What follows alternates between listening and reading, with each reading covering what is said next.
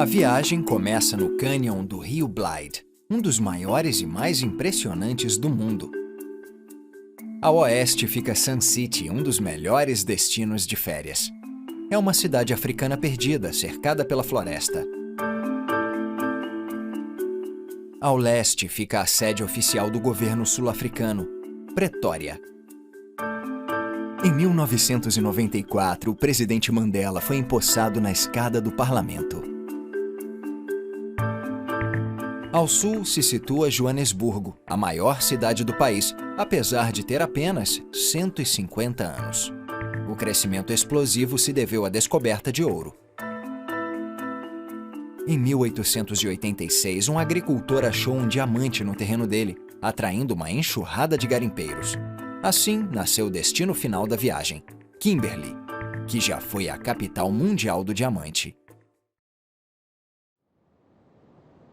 Uma das principais atrações naturais da África do Sul é o cânion do rio Blythe, que ao longo de milhares de anos foi esculpido pelo rio Blythe. No encontro dele com o rio Tror se situa o impressionante Bork Loch Potholes. Com o tempo, os redemoinhos de água formaram enormes buracos cilíndricos e túneis no leito de rocha arenítica. A diferença de profundidade dá a cada buraco uma cor específica. As formações receberam o nome de um garimpeiro, John Bork, que foi um dos primeiros a proclamar que a região tinha jazidas de ouro e se apossou de um terreno nas redondezas. Ele nunca achou ouro, mas o nome dele sobrevive nesta beleza natural.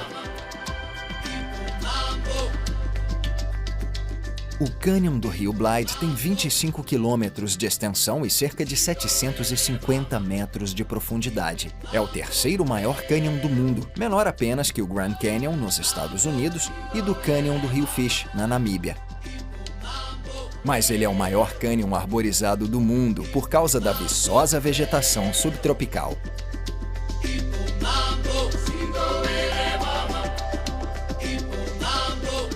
Também é o cânion com os penhascos mais íngremes do planeta. E alguns têm mais de 700 metros de altitude.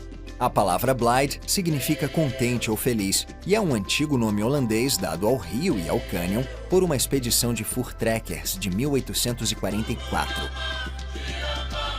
Em 2005, este desfiladeiro profundo também foi batizado de Cânion Motlatse.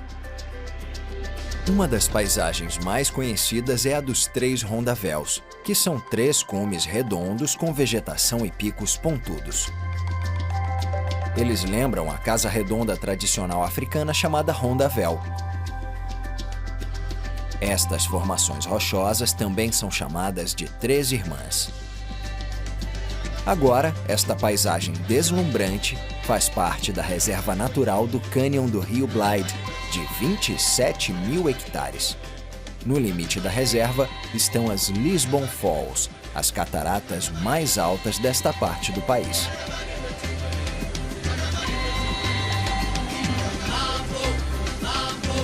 A água despenca 94 metros até chegar ao rio Lisbon. 3 canais formam as cataratas. Na estação das chuvas, elas ficam ainda mais espetaculares.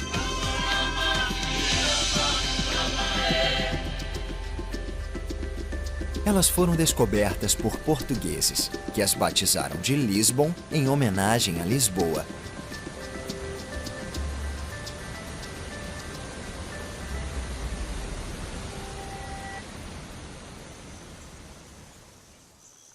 A viagem agora segue para o oeste ao longo do rio Olifants, que é um extenso afluente do grande rio Limpopo, em Moçambique, onde desemboca no Oceano Índico.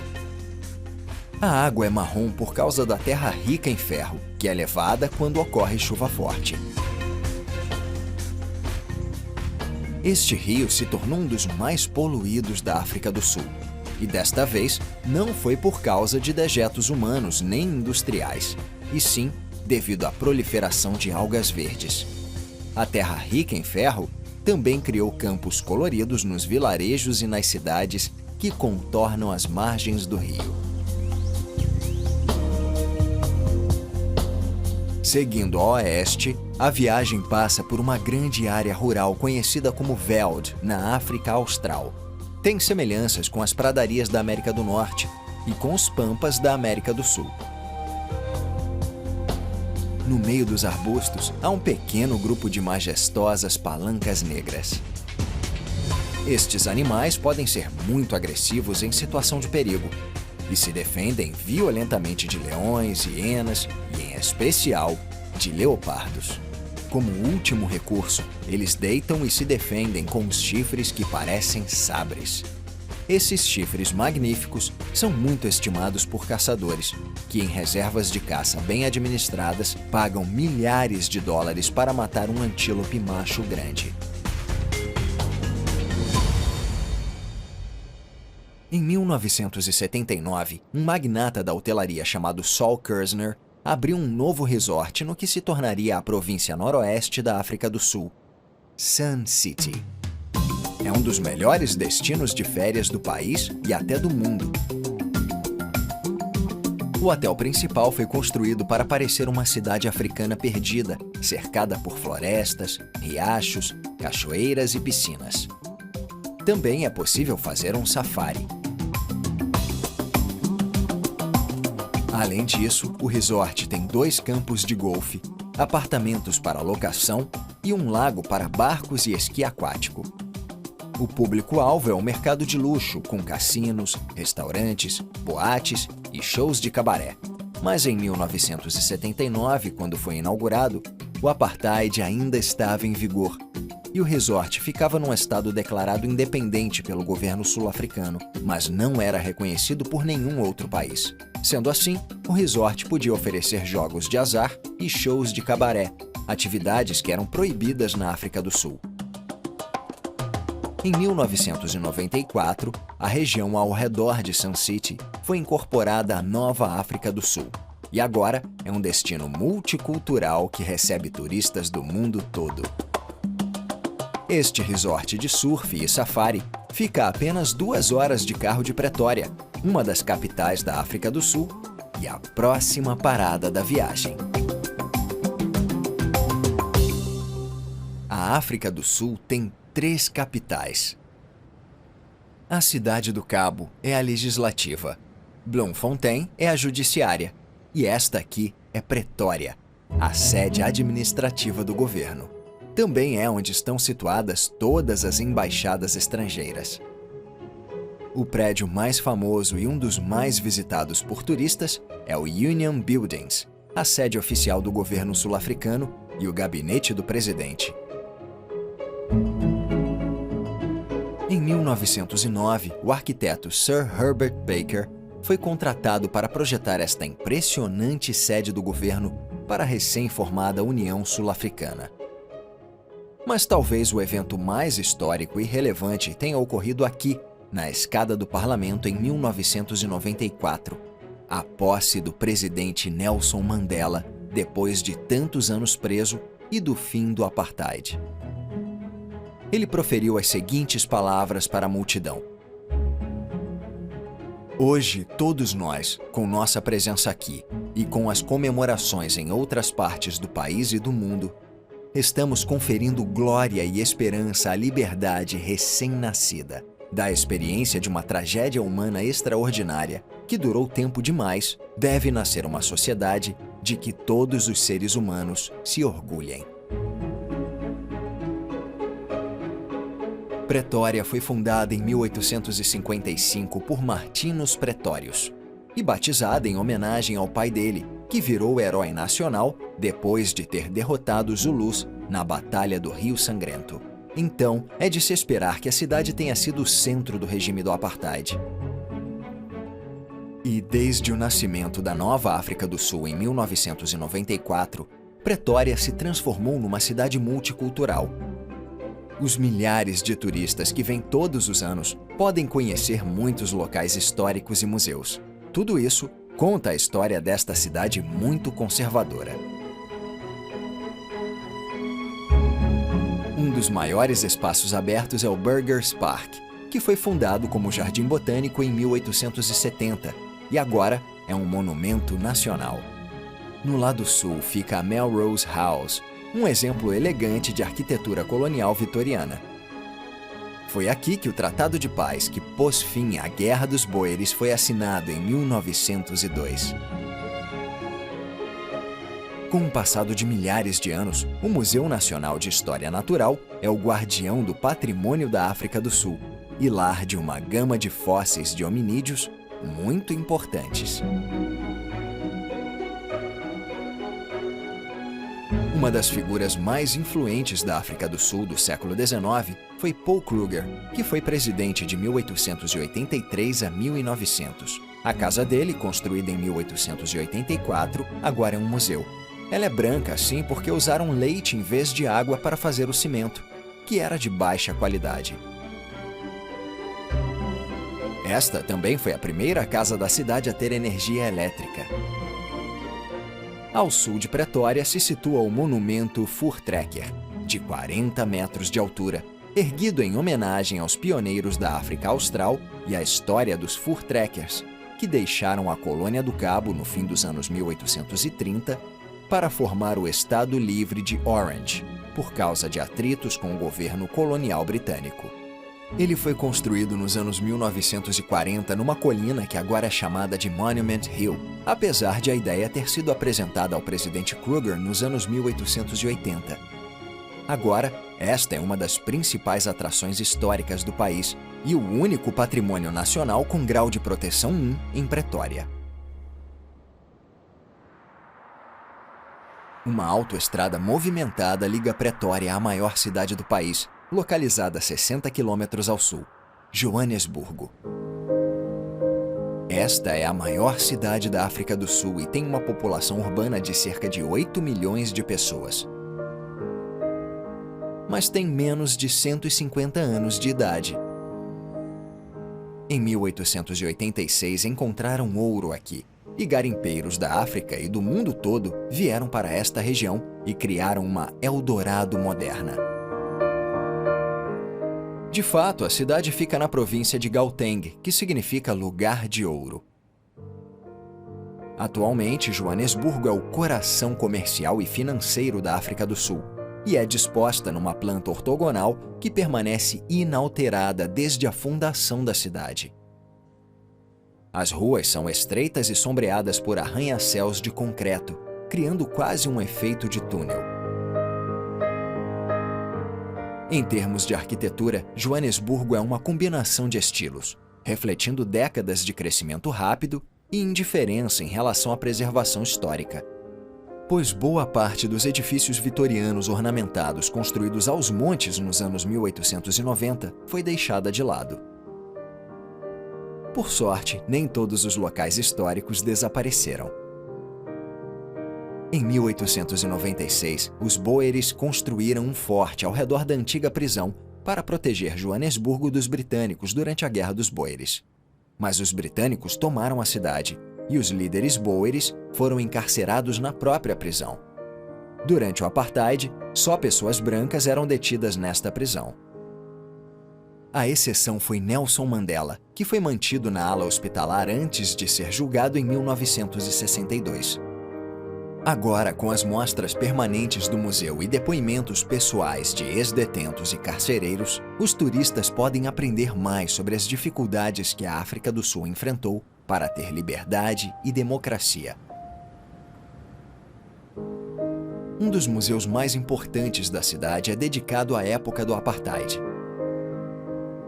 As 22 áreas de exposição convidam o visitante a uma viagem emocionante, que conta a história de um sistema sancionado pelo Estado baseado em discriminação racial e a luta da maioria para derrubar a tirania. Numa parede na entrada do museu há uma frase de Nelson Mandela: "Ser livre não é apenas se soltar das correntes, e sim viver de forma a respeitar e aumentar a liberdade dos outros." Joanesburgo surgiu por causa do ouro, e este legado ainda ofusca a cidade. Esta é só uma das montanhas de rejeitos de mineração.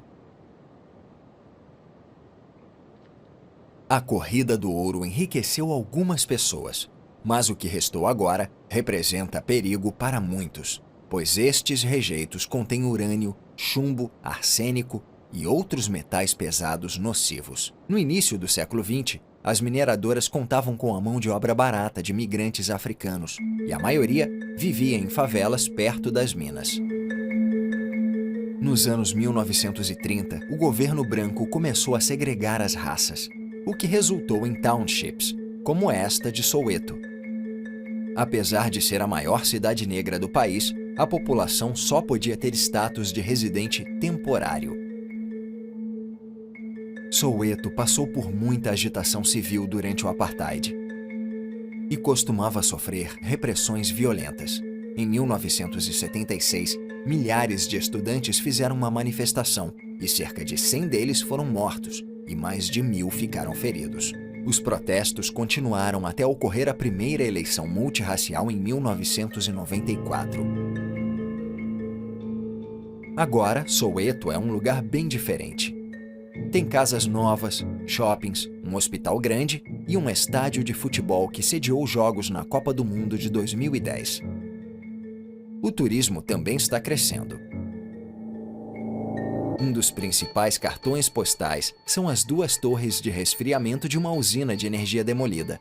Uma está pintada com publicidade, e a outra é o maior mural pintado da África do Sul e retrata muitas personalidades, como Nelson Mandela, além de imagens da cultura township. O espaço entre as duas torres também é um ótimo lugar para praticar bungee jump. No entanto, as favelas não desapareceram, pois continuam sendo o único lar de milhões de sul-africanos. Estas comunidades são encontradas em todo o país, na periferia de boa parte das cidades. Esta fica nos arredores de Soweto. As pessoas daqui são muito pobres e moram em barracos, sem infraestrutura adequada. Não existe saneamento básico, água tratada, energia elétrica, ruas limpas, nenhuma necessidade básica para a habitação humana. Trata-se de um tremendo problema social para o governo resolver. Antes de seguir para o oeste, é melhor parar e abastecer. E isso é possível no aeroporto Rand. Estas aeronaves foram doadas pela South African Airways para a South African Airways Museum Society. O Rand foi o principal aeroporto de Joanesburgo até 1940, quando um grande aeroporto internacional foi construído ao norte da cidade. A caminho do Veld, o helicóptero se depara com nuvens carregadas. Então, é melhor desviar delas e admirar os relâmpagos e os trovões de uma distância segura.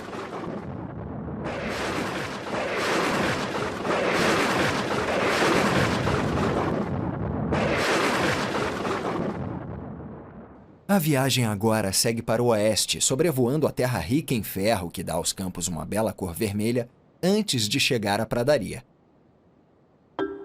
Nesta reserva de caça existem 3 tipos de antílope: a cabra de leque, a impala e o blesbok. Também tem um pequeno grupo de gnus.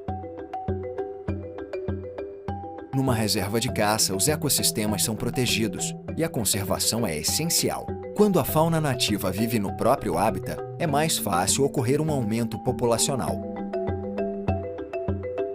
Algumas reservas permitem a caça esportiva sob supervisão rígida e controlada para frear a superpopulação. O helicóptero sobrevoa uma parte arborizada do Veld e passa por um bando de avestruzes em outra reserva. A criação de avestruzes ocorre desde o fim do século XIX, quando as penas estavam na moda durante o período da Art Nouveau. Depois da Segunda Guerra Mundial, a carne magra do avestruz passou a ser mais requisitada do que as penas, e agora é vendida no mundo todo. A criação de avestruzes se tornou uma indústria sustentável. A África do Sul tem cerca de 750 mil quilômetros de estradas, mas só 1/3 delas é asfaltada. A maioria é feita de cascalho ou terra compactada, e atende grandes extensões de área rural. Muitas, como esta, seguem em linha reta por quilômetros, atravessando a paisagem desértica. Não é um bom lugar para ficar sem combustível.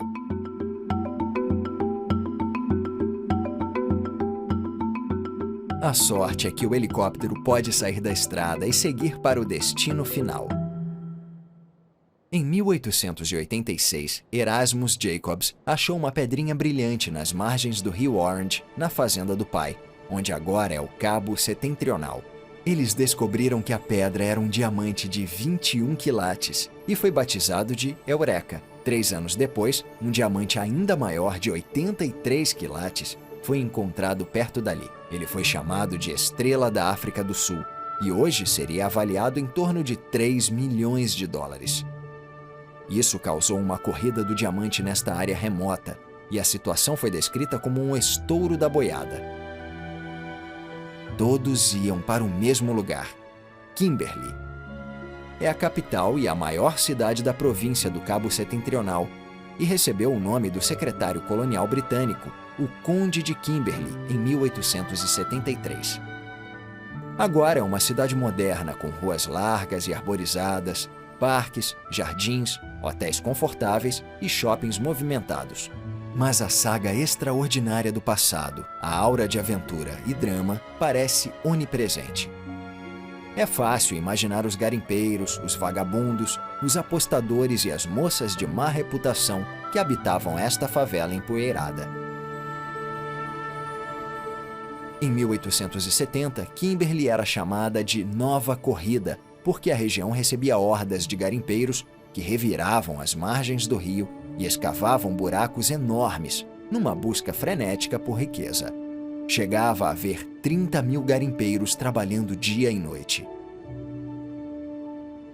Ao redor da cidade estão os vestígios desses garimpos. Os mineradores queriam encontrar uma chaminé vulcânica, onde os diamantes são levados quase até a superfície da Terra numa coluna de magma causada pela atividade vulcânica. Muitos garimpeiros conseguiram fama e fortuna, mas a maioria fracassou, apesar disso não os impedir de escavar.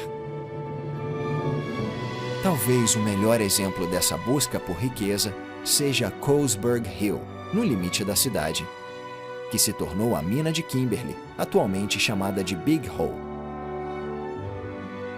É difícil de acreditar que isto tenha sido um morro que milhares de garimpeiros escavaram e derrubaram.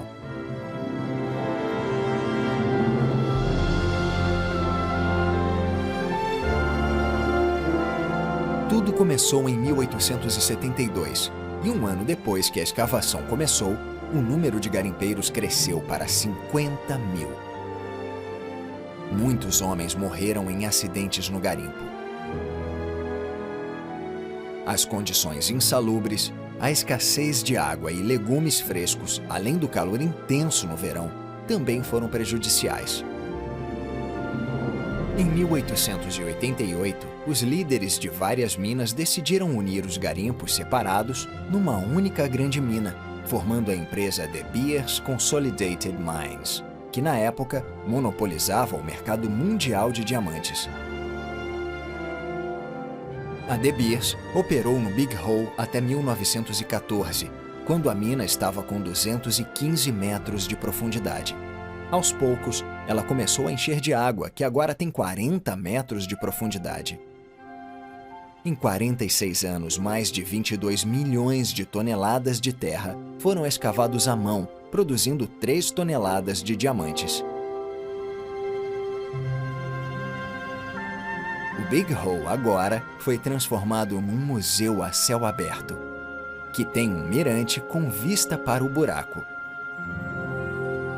É um lugar fascinante para encerrar esta jornada.